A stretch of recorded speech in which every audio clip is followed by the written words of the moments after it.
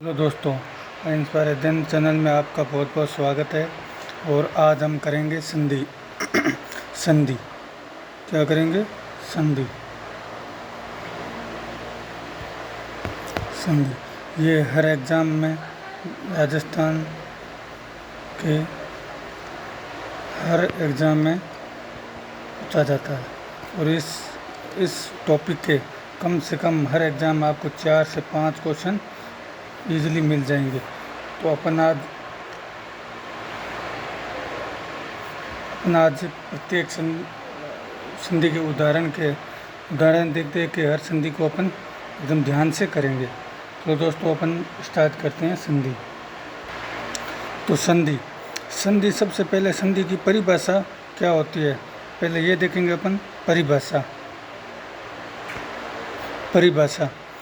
परिभाषा ये दो या दो से अधिक शब्दों के पास पास आने के उपरांत सिद्ध हुआ ध्वनि विकार ये संधि कहलाता है। जैसे कोई दो शब्द है, दो शब्द के अगर पास पास आने से उस शब्द में जो ध्वनि विकार होता है उसी को अपन संधि कहते हैं। जैसे उदाहरण देखें। उदाहरण होता है हिम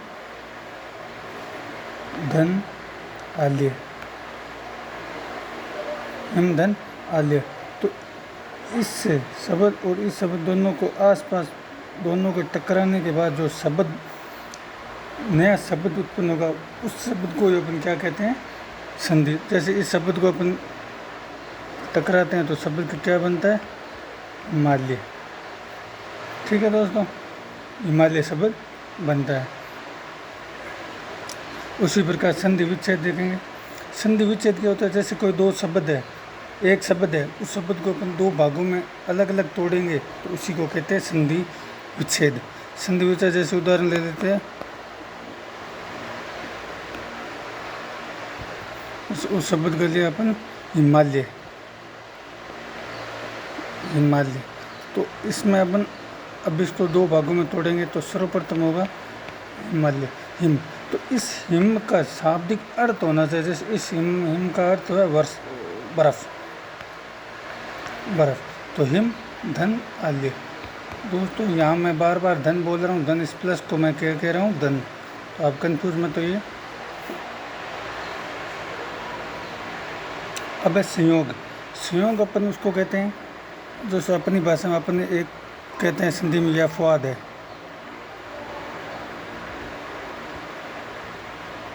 क्या है? अपवाद है। अपवाद को अपन दूसरी भाषा में क्या कहते हैं? संयोग।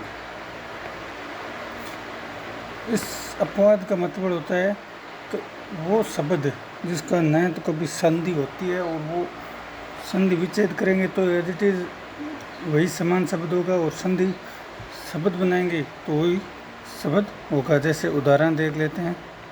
उदाहरण होता है उद धन गम। तो इसको अपन अगर संधि करेंगे तो उसका होगा उद्गम। ठीक है दोस्तों, अब आगे अपन देखेंगे संधि के भेद। संधि के कितने भेद होते हैं? तीन भेद होते हैं। संधि के कितने भेद होते हैं? 3। सर्वप्रथम संधि का भेद होता है स्वर संधि।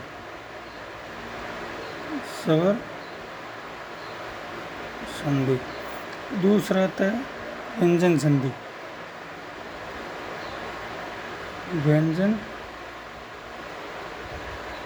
संधि। और तीसरा आता है विसर्ग संधि।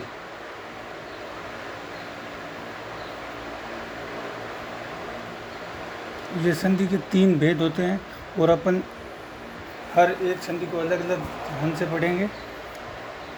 तो सर्वप्रथम अपन देखते हैं संधि स्वर संधि।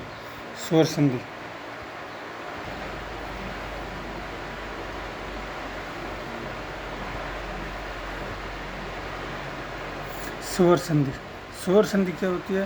दो या दो से अधिक शब्द, दो या दो से अधिक शब्दों के पास आने पर जो विकार जो विकार उत्पन्न होता है वो स्वर में होता है। इसकी ये पहचान है, कोई भी उत्पन्न होगा वो स्वर में होगा। एक बार दोबारा देखते हैं।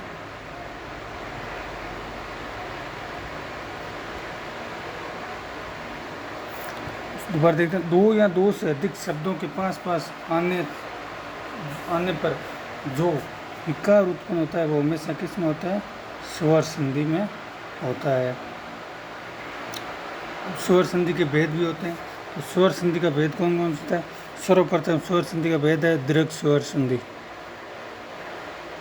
दीर्घ स्वर संधि।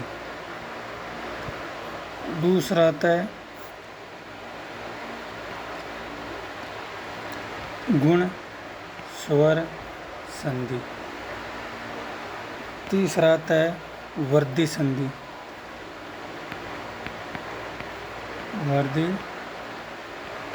वर्धी संधि। चौथा आता है गुण यण स्वर संधि।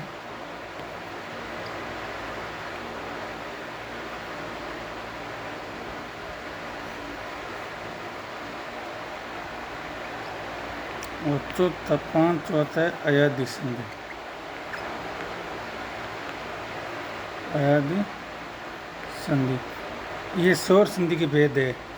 जो पहले अपन देखे थे स्वर संधि, व्यंजन संधि, विसर्ग, वो संधि के भेद है। और जो स्वर संधि है उसके 5 भेद होते हैं।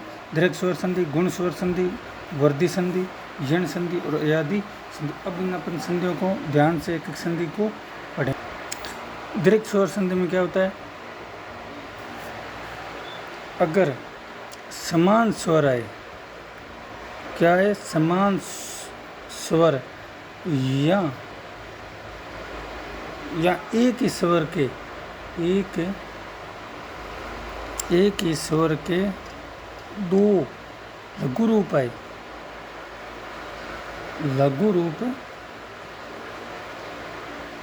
लघु रूप आए तो उसे क्या कहते हैं? दीर्घ स्वर संधि कहते हैं। दीर्घ स्वर संधि। और इस स्वर संधि के नियम क्या होते हैं? अपन नियम देखेंगे। नियम नंबर 1।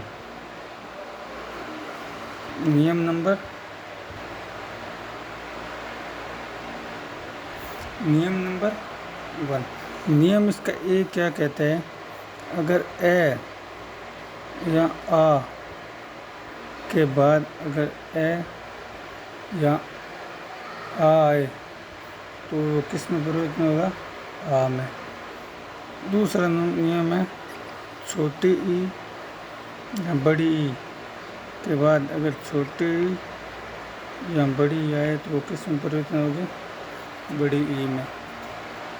और तीसरा नियम है छोटा ऊ या बड़ा ऊ के बाद अगर छोटा ऊ या बड़ा ऊ आए वो किस में परिवर्तन होगा? बड़ा ऊ में। ये इसके 3 नियम हैं। आप ये 3 नियम याद कर लो, आपको दीर्घ स्वर संधि एकदम ईजिली याद हो जाएगी। और आपको याद भी करने की ज़रूरत नहीं है। अगर आप इस नियम को समझ लिया ना, उसके बाद कौन सा भी अगर दीर्घ स्वर संधि का उदाहरण आएगा आप 1 सेकंड में हल कर सकते हो। अब अपन इनके उदाहरण देखते हैं। उदाहरण में देखो क्या लिखा हुआ है? नयन धन अभिराम। नयन धन अभिराम। अब इसके अंदर देखो, इसके अंदर कौन सा स्वर मिला हुआ है? ए प्लस धन। और इसके अंदर भी कौन सा स्वर मिला हुआ है? ए। और ए और ए क्या बनता है? अपन नियम में देखा था आ। तो अब इसके अंदर नए, ये नए तो एडिटेज लिख देते हैं। और ये पूरा नए है, इसमें से ए स्वर निकल गया, पीछे कितना बन जाए? आधा नए। उसके बाद अब इसके अंदर ये ए निकल गया और इसमें से ए निकल गया। ये ए और ये मिलकर क्या बना? बड़ा। तो नया ना आ की मात्रा लगा ली और ये पीछे जो एडिटेज लिख देते हैं नया ना अभी राम। इससे अभी दूसरा देते हैं, इसको थोड़ा हटा देते हैं। दूसरा देखते हैं भगन धन अवशेष। भगन धन अवशेष। अब इसके अंदर कौन सा स्वर है? ए। और इसके अंदर कौन सा है? ए और ए मिलकर क्या बन गया? आ। तो अब इसके अंदर लिख दो बे गे आधा ने और आ की मात्रा लगे भगना और ये एजिटेज लिख देते हैं भगवा शेष। अब ये तीसरा नियम देखते हैं हस्तांतरण।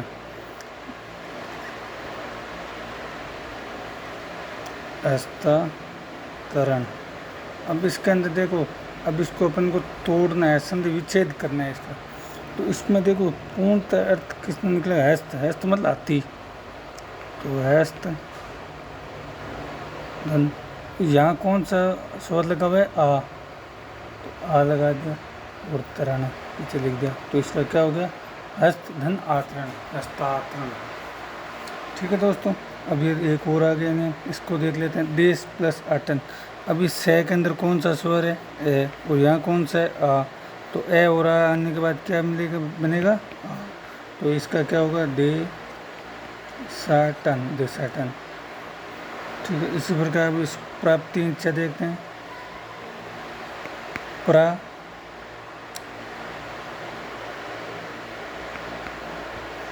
धन इच्छा।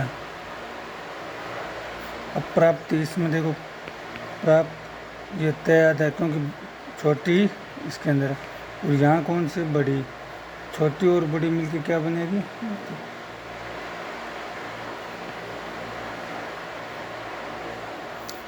प्राप्ति, ये बड़ी, इसके अंदर बड़ी लगा दी और आगे प्राप्ति इच्छा। प्राप्ति इच्छा।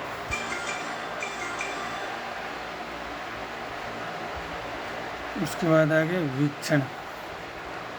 इसके बाद कौन सा है? वीक्षण। वी धन वीक्षण। वीक्षण। अब इसके अंदर देखो कौन सा स्वर है? छोटी। और इसके अंदर कौन सा है? बड़ी। तो ये छोटी और बड़ी मिलकर क्या बनेगा? बड़ी। तो अब इसके अंदर देखो वी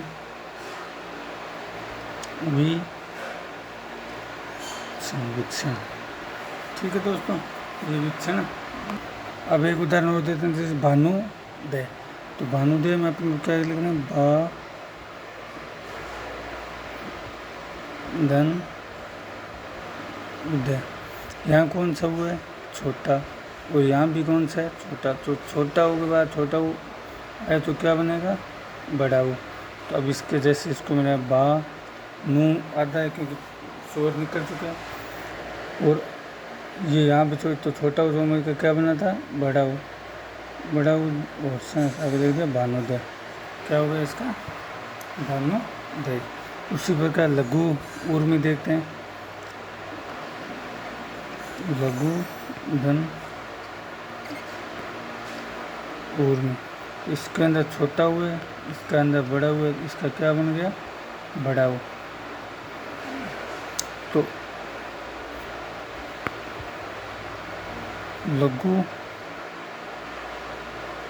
धन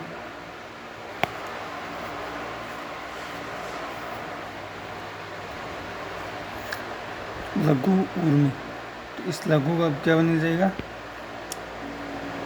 ल बड़ी आगे और ऊर्मी का लघु ऊर्मी। इसी प्रकार एक और दी देखो परीक्षा। परीक्षा देखते हैं। परीक्षा। परीक्षा क्या होता है? पै। परी। परी एक आपको उपसर्ग याद आ जाएगा, उपसर्ग होता है परी। परीक्षा एक परीक्षा। परीक्षा का क्या होता है? इस यहाँ कौन सी ई है? बड़ी।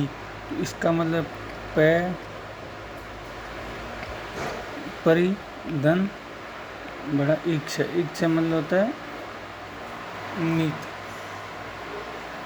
भगवान के रूप में होता है इच्छा और ये परी आपको याद भी है ना, ये एक उपसर्ग भी है। क्या है परी में? उपसर्ग है। ये उपसर्ग भी एक हिंदी का बहुत महत्वपूर्ण टॉपिक है, ये भी अपन करेंगे बाद में धीरे धीरे।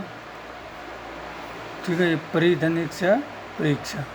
ठीक है दोस्तों, अब नेक्स्ट है अधिकांश।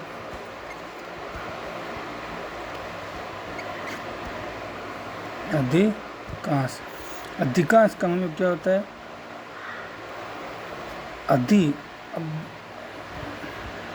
अगर अपन देखें तो यहाँ अधि से ये टूटना चाहिए, लेकिन अधि टूट नहीं सकता। क्यों? क्योंकि अधि एक कोई संयुक्त शब्द नहीं है, जैसे कोई इसका कोई अर्थ नहीं होता।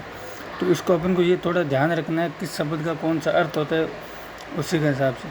अब यहाँ देखो अधिक, तो अधिक, ठीक है। यहाँ क्या ये आ गया? धन अंश। अब इसको वापस अपन चेक भी कर सकते हैं। यहाँ कौन सा स्वर है? ए। यहाँ कौन सा स्वर है? ए और ए बन के क्या बन गया? आ। तो अब अधिक अगर वापस अपन बनाए तो अधिकांश, ये शब्द मिले। अब यहाँ देखो, इस अधिक का एक शाब्दिक अर्थ है कोई भी चीज़ ज़्यादा होना, उसको अधिक कहते हैं। और अंश कोई भी भाग का छोटा सा टुकड़ा, उसको कहते हैं अपन अंश। अब अगला है मंजूषा। अगला कौन सा है? मंजूषा।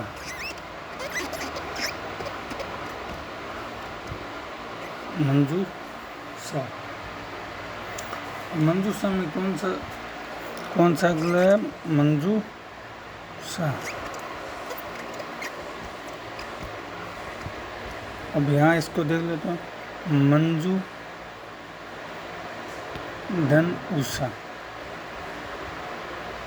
उषा। अब इसको देखो, उषा एक उषा होती है, जैसे बिजली की ऊष्मा देना, उसी प्रकार उषा होता है। मंजू आपको पता ही है, किसी का नाम होता है मंजू, तो उसी प्रकार मंजू धन उषा क्या बन गया? मंजूषा। धन्यवाद दोस्तों, आपको ये टॉपिक अच्छा लगा हो तो सब्सक्राइब करें मेरे चैनल को और लाइक करें। और कोई आपको किंतु कोई दिक्कत हो, कोई किसी भी प्रकार की संदेह में, तो आप कमेंट करके मेरे को बता सकते हैं। मैं आपको अथवा उसका सॉल्यूशन बताऊंगा। और कोई भी अगर दिक्कत हो तो आप मेरे को बताएं, मैं वीडियो को जरूर आपको भी समझाने की कोशिश करूंगा। बहुत बहुत धन्यवाद दोस्तों।